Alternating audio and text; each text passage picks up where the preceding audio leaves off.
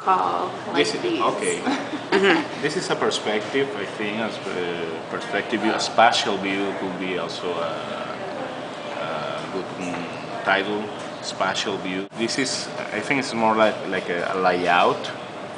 It's a diagram. It's a plan. This is a more complex. Maybe this is some kind of situation map.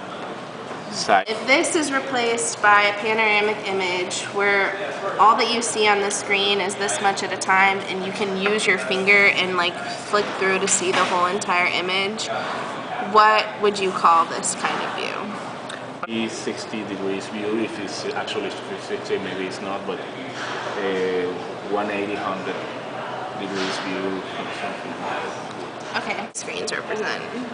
I think this is a very interesting one. I still see the map here. I see a photograph, but it will be useful to know from where is taking this photograph. And this is like a status bar, like the one that use the computer. People are very familiar with this. Do you feel like of these 4 screens, is anything too redundant on the same screen or anything like that? Maybe in this one, because maybe it has too much information, too much text. I think the better one is maybe this one and this one. Even though this one doesn't have a map, which I think is very useful, it doesn't have this information, which also I think is useful. So maybe it will be a balance between this one or this one, because I think this resource is very clear, it's well designed. So I think this is quite original. Doesn't have the next step information, but maybe could be a little bar in the bottom or something like that. This is POV, point of view. Okay. Like you see, like aerial or map view, like plan. This is plan as well, but this is okay. This is plan. This is Okay.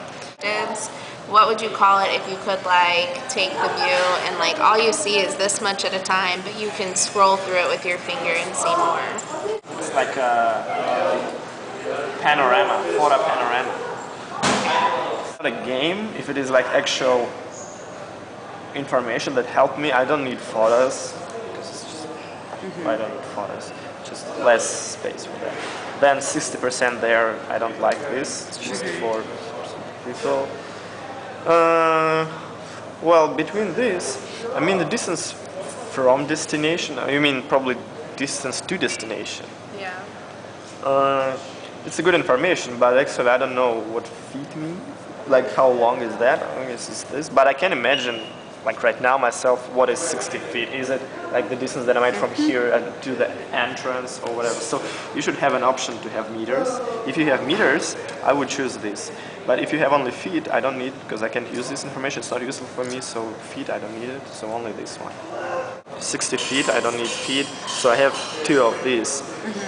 Okay. But if you did want something to tell you how far you were from the destination, what would you put? To destination. Yeah, like how much you have to go. Scale bar. This would be map, maybe, and this would be more 3D directions or something like that, and this would be like a zoomed map, something like one distance from destination.